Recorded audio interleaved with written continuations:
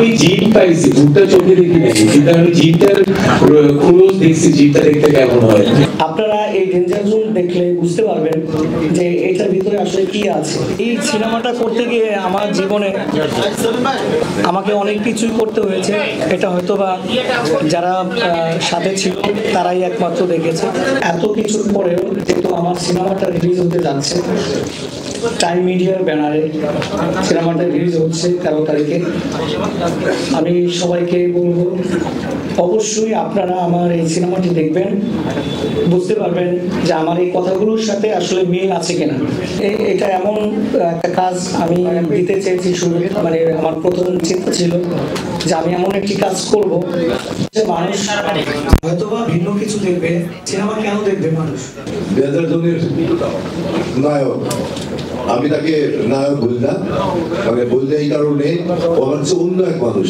বাপ্পি আমার নিজের আপন রক্তের ভাই, যেরকম সেরকম একটা ভাই। বাপ্পি রাতারাতি তারকা হয়ে যায় এবং তারকা খ্যাতির এমন এক তুঙ্গে বসবাস করে বাপ্পি যে 2, 4, 5 বছর টানা ইন্ডাস্ট্রিকে লিড করে এবং একের বাঞ্চের সকল ছবি উপহার দিয়ে যায়। এবং আপনারা জানেন যে বাপ্পি এখনো সিনেমা করছে এবং তার সততা দিয়েই, তার নিষ্ঠা দিয়ে, একাগ্রতা দিয়েই, তার পরিশ্রম দিয়েই, এই চলচ্চিত্রকে ভালোবাসার কারণেই সে এই প্রফেশনে এখন কাজ করছে। এবং বাপ্পি ভাই কানে কে জানি বলেছে যে আজকে শুক্রবার তার একটা নামাজ পড়ে, তো বাপ্পি ভাই বলতেছে ডাইরেক্ট শুটিং তুমি নামাজে যাও।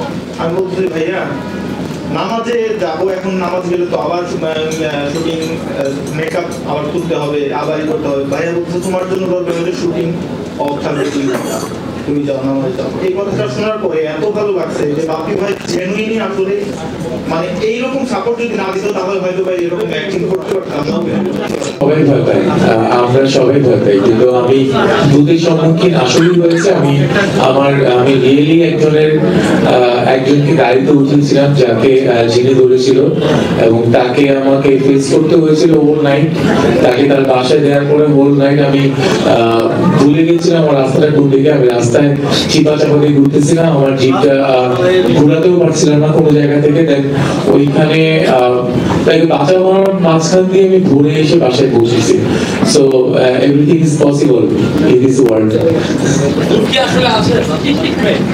আমি জিন পাইছি, ভুট্টা চোখে দেখি নাই, কিন্তু আমি জিনটার ক্লোজ দেখছি, জিনটা দেখতে কেমন হয়। 15 লাখ টাকার মতো শুধু অ্যারেঞ্জমেন্ট খরচ হয়েছিল, মানে যাওয়া আসা ছাড়া। আমি যখন আমাদের 4-5টা রিক ইউজ হয়েছিল, সো যখন ট্রেনে উঠিয়েছিল অনেক, যেহেতু হরর মুভি, সো আমাদেরকে অনেক টার্নওভার করতে হয়েছে অনেক জায়গাতে।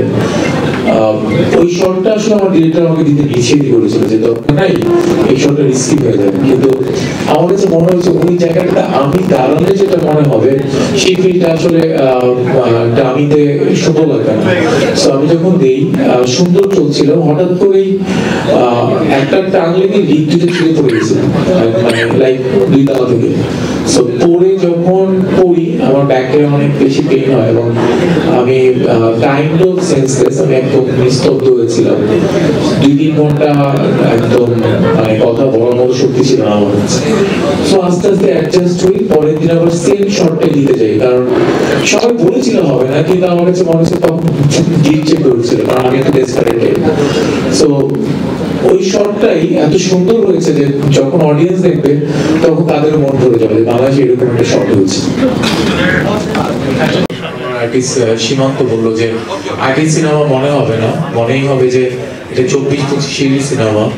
সো এই বিষয়ে আপনারা আসলেই দেখার পর আপনাদের এই যে এই আর্টিস্ট আমার ডিরেক্টর বানিয়ে ফেলেছেন, সো সেটা ফিল হবে।